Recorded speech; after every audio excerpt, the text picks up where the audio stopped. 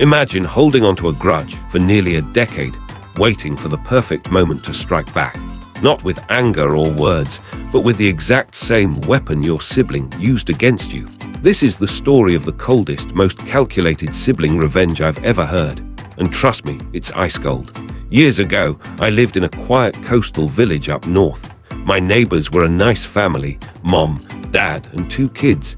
Ethan, the older brother, and his sister Mia, 2 years younger. They were typical siblings, always pulling harmless pranks on each other.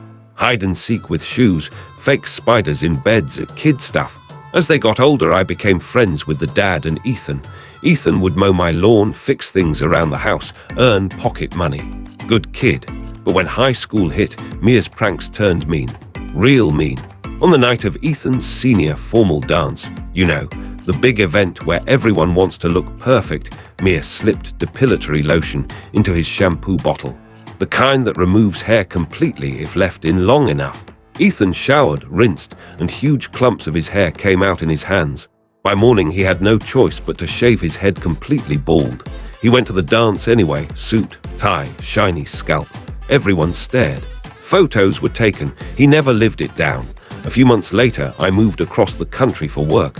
We stayed in touch loosely, texts here and there, birthday messages. Life moved on. 9 years passed. Ethan finished college, landed a solid job in finance, settled back near his parents in the village. Mia grew up too, got engaged, planned the wedding of the century. Huge venue by the sea, paid for by her parents, the groom's family, and the groom himself. Extravagant.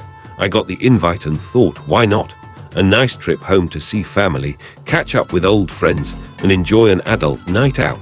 My brother offered to take my kids to our family cabin for the weekend so my wife and I could go. Perfect.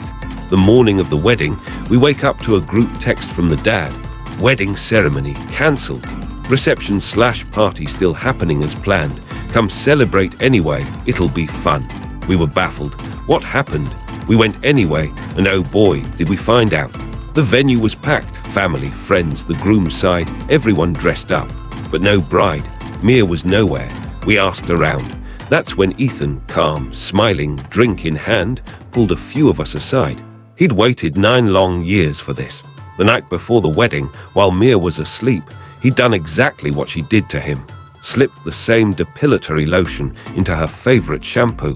She showered that morning, and her hair started falling out in fistfuls. Panic. Tears. By the time stylists arrived, it was too late. Massive bald patches. She refused to leave her room, refused to be seen, refused to walk down the aisle looking like that. The ceremony was scrapped. Ethan didn't hide it. He told anyone who asked. She ruined my senior formal. I waited for the right moment. This was it. Payback.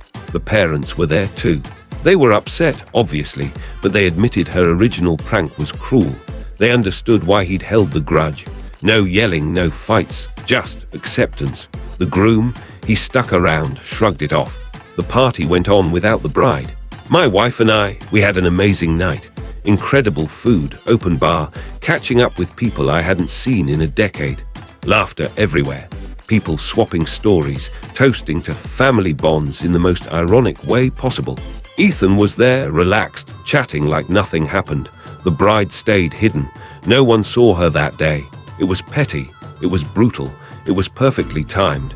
9 years of patience for one devastating strike. Is it the coldest sibling revenge ever? I think so. Because he didn't just get even, he made sure the whole world, or at least their entire social circle, witnessed the fallout. Moral of the story: never underestimate how long someone will remember a humiliation, especially if it involves a bald head on prom night. What do you think? Too far or fair game?